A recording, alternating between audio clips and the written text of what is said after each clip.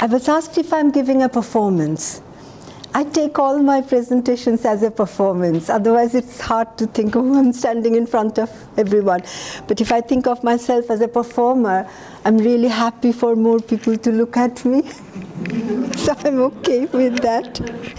So I'll kind of do with kind of an Indian dance starting thing, which is kind of showing respect to the space, and which is also filled with people's energy. So in a way, it's welcoming everyone and the space. So, destination Canada, and you see me all excited in Manchester airport, and I asked my son-in-law, please take a picture of me here. And I did arrive. I wasn't Skyping. In that last picture there, you will see a little bit of me with all the totem poles. That's me there. It's an amazing place. I can't forget the day of my interview. When I got there, as I was entering, I saw this beautiful poster in the front, and it really spoke to me. It brought him out of the textbook on British history for me. It became all real. And I kind of realized the main thing probably here, what I'm getting, is how he believed in mind leading the body and everything, how important it is to have self-confidence and believe in yourself, which was very nice. And I just walked in for the interview, and which went okay, because I was asked to talk about things that I always talk about, and I really love to talk about, is dance and older people and where you can do it. So I kind of, went along with that. I was warned that there will be some questions on Winston Churchill, so I was trying to prepare, what do I do? What do I know about him? And in India, we kind of, when we thought about as we were growing up, quintessential British men were Bernard Shaw, Winston Churchill, and Rex Harrison. I kind of started with that, so what can I talk about him in that context? But my interview nearly finished and I wasn't asked any questions. Okay, all right. But just as I was getting up, Jimmy asked me a question, said, so when you are traveling there, what will you be talking about him? And pointed to Winston Churchill's big photograph behind it. And I don't know what came over me. Usually I'm quite reserved and sober, believe me. But at that point I misquoted the slogan. I said, well, as I was coming in, he said, you deserve it.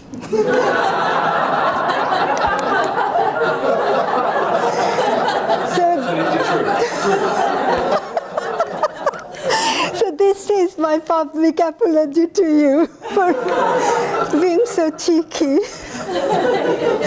And then when I went out of the room and I thought what I've done, I really felt so embarrassed. But anyway, thank you.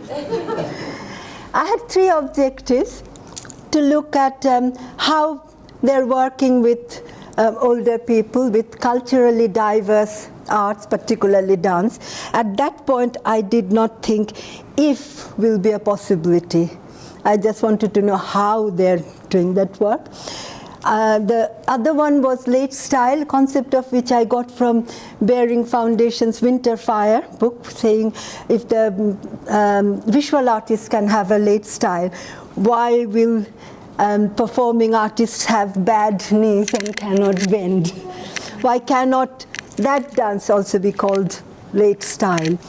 And also, something I didn't think I'll get very far with is how mature dancers are taking aging, because body is our tool, and aging happens so much in the body. So we are very scared about aging. So I thought, I'll see if I can get a sense of it, because in Canada there are several other Asian artists who I knew who are getting on.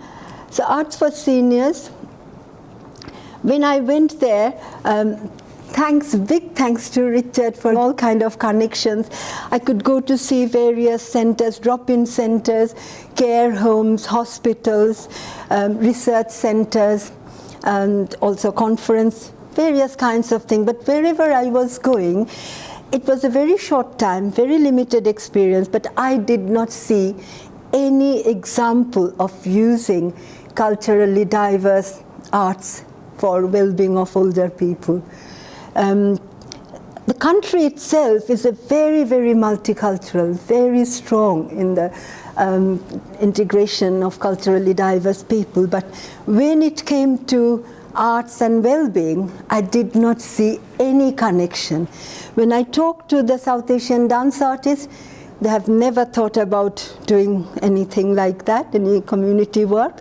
And when I talked to the other organization, they haven't also done any work with culturally diverse dance. So in most of the places, I ended up giving workshops because they didn't quite believe really how can you use Indian dance, which is so stylized. What happens? Who is it for?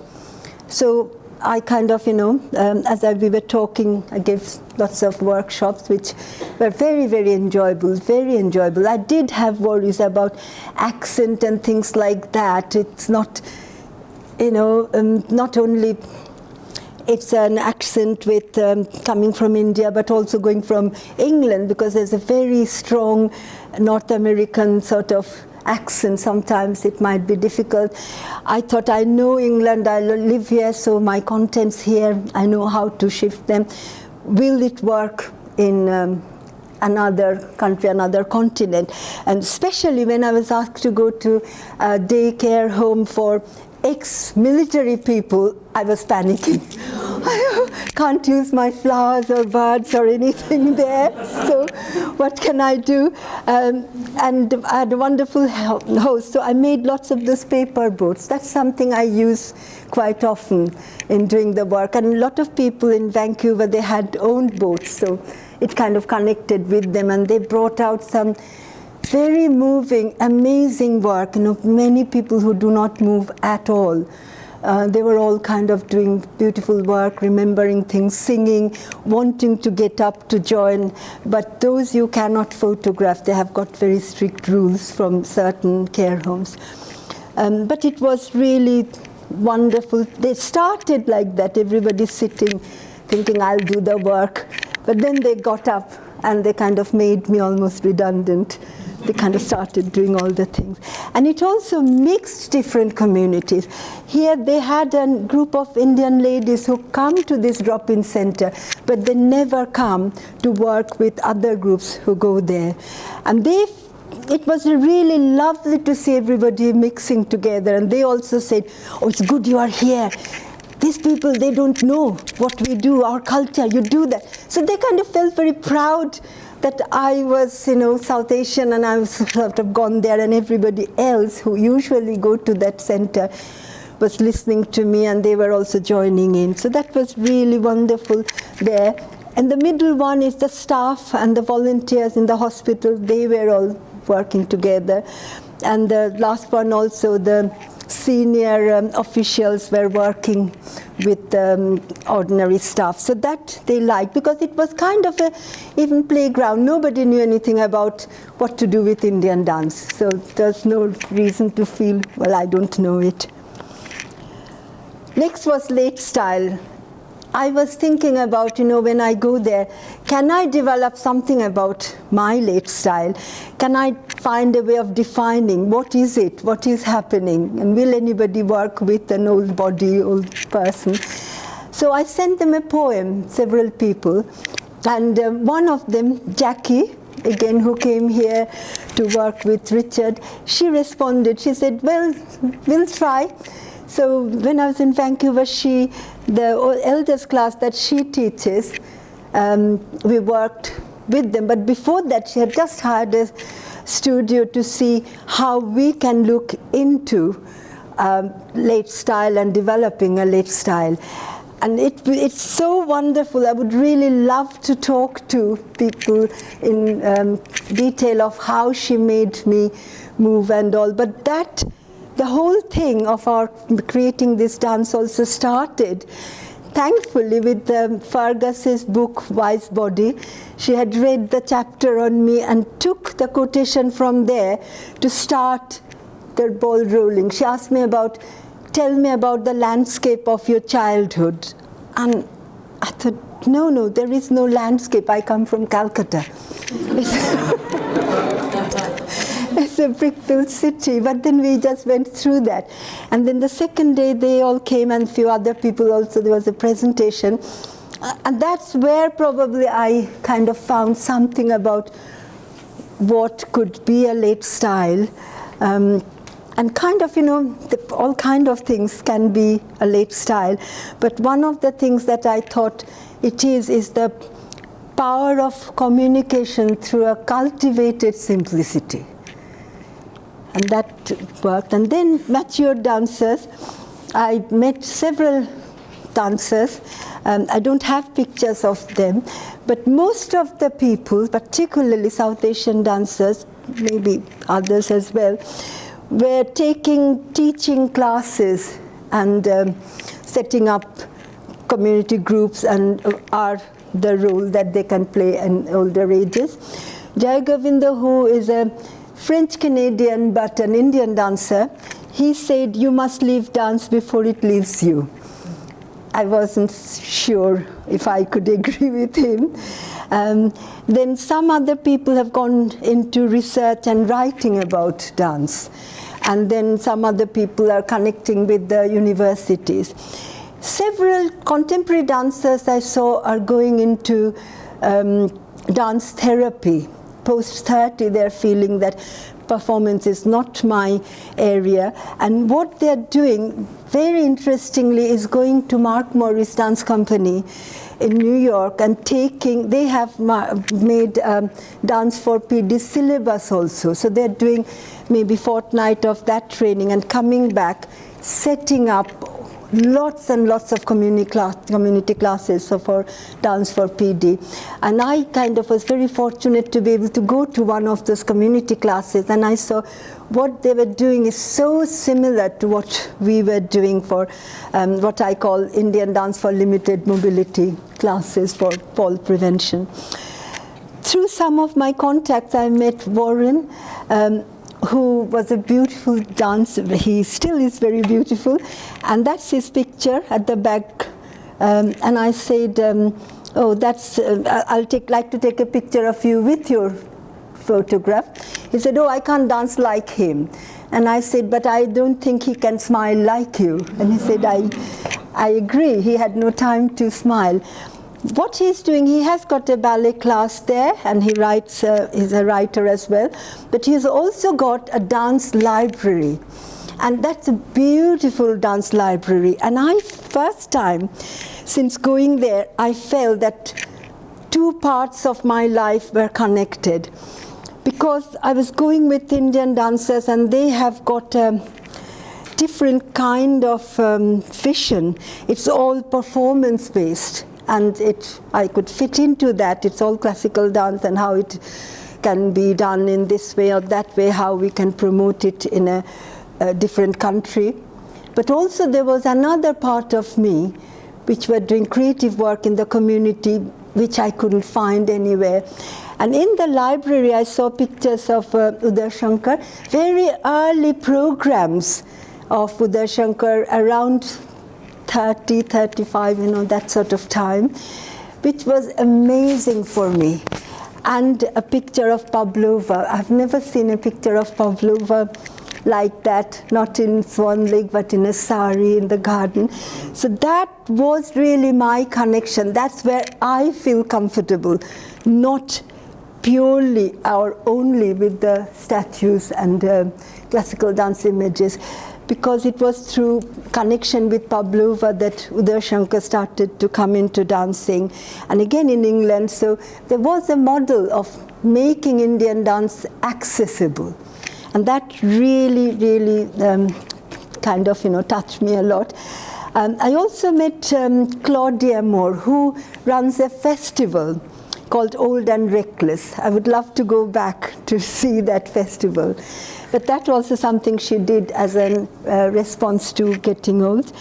And just against Jai Govinda's that comment of you must leave dance before it leaves you, I found that in Uday Shankar's programs, he said, I want to dance till I'm 80.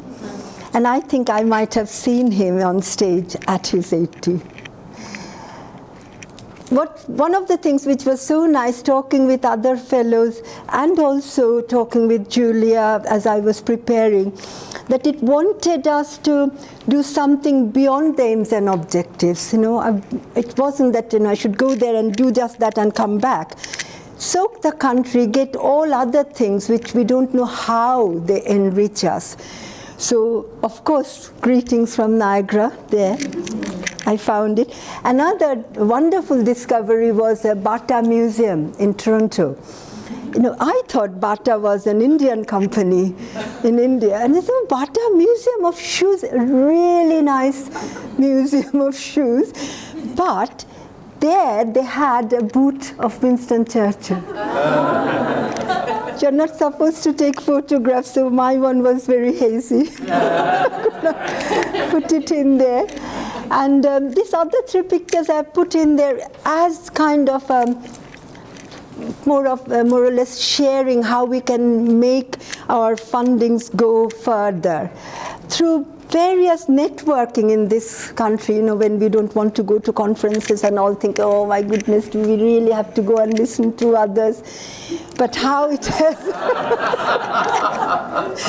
but it really helped me by going to do that.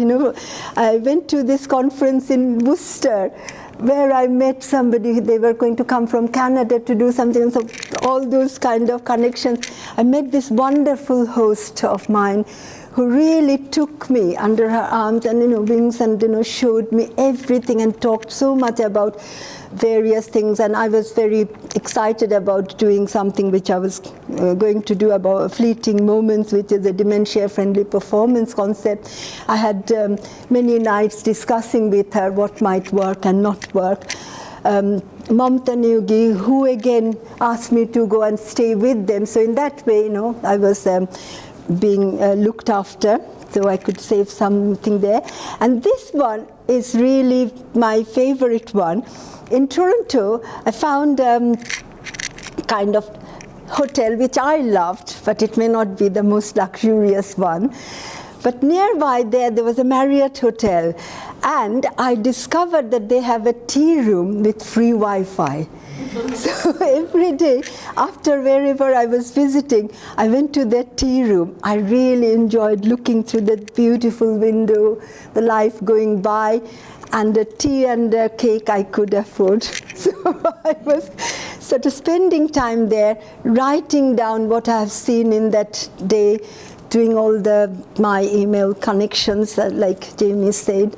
And then I walked through the shops, and that was very safe because I took a very small suitcase. There's no chance of buying things that I don't need. And through that, there were beautiful squares, and felt so safe. And sitting in one of those squares, Eden Square, kind of, late night seeing the films and all, I suddenly realized why this fellowship is given to individuals, not as a group or with anyone, because I didn't like that. I thought, at this age, I won't be able to manage it. I've told Rachel that, 5 years back it would have been okay. Now I can't do that. And there I was sitting there till quite late, and I knew that this is why we need to come here by ourselves, to discover ourselves, to really get in touch with how much more we can still do. So that was kind of an advice: find a Marriott hotel to spend your time. Now, what happens next is mainly blank because it's still happening. And confidence has got a 5-star, which is really, I thought I had lost a lot of confidence. I mean, I didn't know till I went there that I had lost it. But sharing practice, I had a wonderful opportunity to share it there and also here. And by sharing, I realized that my methods and materials were more or less okay, so it can be transferred. So I can concentrate on thinking about it and talk about it more confidently. Develop new strands of South Asian dance. I don't think I have developed, but I have got a dream of doing a South Asian dance strand for Dance for Parkinson. Maybe if Akram Khan's company can become a Mark Morris company here, since he was working with dance, English National Ballet, things like that, and it won't be difficult at all. Melanie has helped me to go along with that thinking as well. But the most interesting thing has been connection with other fellows. You really feel like belonging to a fraternity, and already so many other fellows have called me and contributed to various things that I can do currently. I am working with Katie Burgess, who said her apologies, she couldn't come here, doing various trainings for carers. And so it will be really nice. I'm looking forward to doing another session for their carers.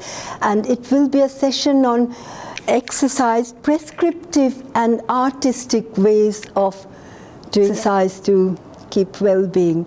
So I'm very much looking forward to that. Coming to here, I thought of this is what I had seen in my host's bathroom, and it said, dream of future, believe in miracles, and live each day to the full. But coming to this stage, I just suddenly realized that I've only made 9 slides. I had room for 10. Can't let that go. So the 10th slide has to be me, and I would like to ask you to help me just to make a bird. David, I won't make you a dancer, but you can make me a bird. So just put that, and just moving it together, the 2 thumbs, and then just, if it can fly around. And I would like to end with a poem by Tagore, which says, I know the evening is rolling down, and all the hustle bustles of the day has come to a silent pause. But still, oh bird, my restless bird, this is your turn to come in. Make the restless bird go wherever it can go. Do not yet fold your wings. So now you can fly a bit higher, because there are songs still to be sung. Thank you.